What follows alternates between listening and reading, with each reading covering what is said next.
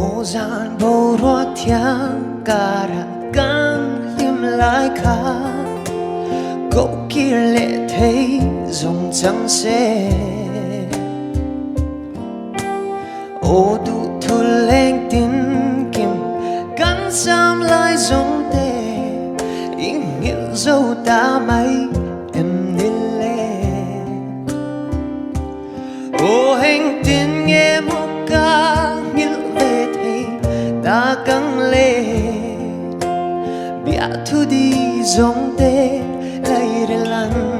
thở dễ xì chúng tôi thắp bụi lệ xì à lệ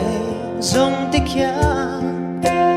ít tiêm thu dòng khá mình hriatpui về xin